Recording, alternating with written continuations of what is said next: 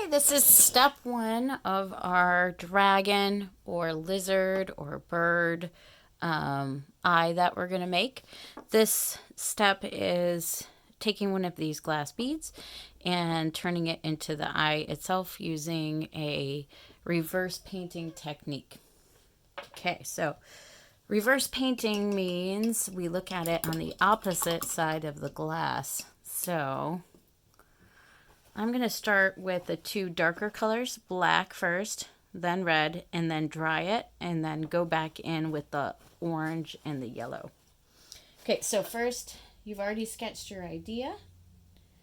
So you know what shape the iris is going to be in. I'm going to have a long, skinny one. You want to paint on the flat side. The rounded side is the top of the eye. I'm taking a small flat brush, dipping it in my paint. I don't want to get a whole bunch of paint on the brush. I don't want it past the bristles. I want it only on the bristles, not on the metal part called the ferrule. And I'm going to dab the paint on because I actually want it quite thick, especially for the black part, because this is going to be sitting on white clay. So we need it to not have any spaces showing. Otherwise, it won't have a deep, deep black. So I'm going to flip it over to see if I did a good job. It looks pretty good.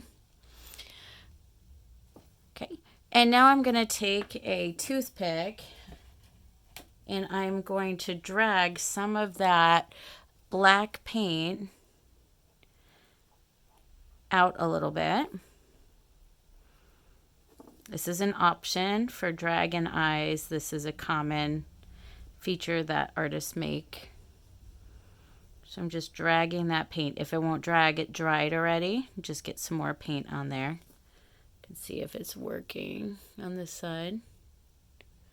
Okay, when you're happy with that, wash off your brush, dry your brush. We have to have pretty dry brushes when we paint on glass. And grab whatever darkest color you want to do. I'm doing red, orange, yellow, but you can do maybe dark blue, light blue, white, dark green, yellow, white, whatever you want to use, but you want to have the darkest around the edges. So I'm going to take my red and I'm going to dab it all the way around the edge. Kind of gloppily. This is acrylic paint, by the way. So if you want to make one of these at home, acrylic paint, and then these glass beads are in the floral section of any craft store. There's different sizes. This one was a pretty large size. I'm going to do the same thing that I did last time, using the toothpick to drag in paint. So I'm going to drag in some of that red towards the middle. Okay, check it, turn it over to see how you like it. It's looking pretty good so far. Okay, I'm going to let that dry. If it is close to the end of class, you're going to let it dry overnight. You're going to place this on the colored piece of paper for your table, and you're going to write your name next to it. So on your colored piece of paper for your table, we're going to write our name. Mine is Mrs. Caulfield. Okay, so then we know whose are whose, because they might end up looking a lot alike. All right, so I'm going to let that dry. If it's the beginning of class because you were absent or whatnot, you may use the hair dryer and make it dry quickly. So this one's dry. It's ready for the next step. In the center of the eyeball, it's going to be lighter. So I'm going to use light yellow. So white mixed with a little yellow. I'm going to fade it out to orange, and then that orange will fade into the red. Again, use a dry brush. Mix up your paint colors. So I got a little bit of orange.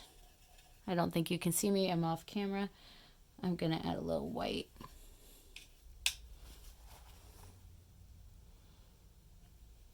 Okay. All right, and I'm going to do the same thing. I'm going to dab it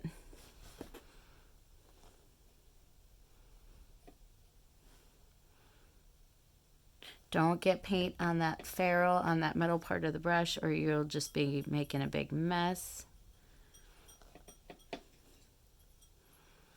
And just dab that on.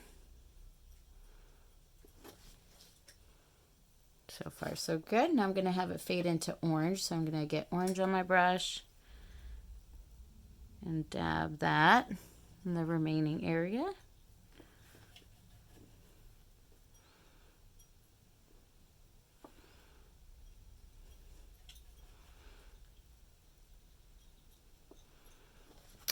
And voila, it is ready to go. I'm going to leave it to dry again on that colored piece of paper for my table group. And that's about it.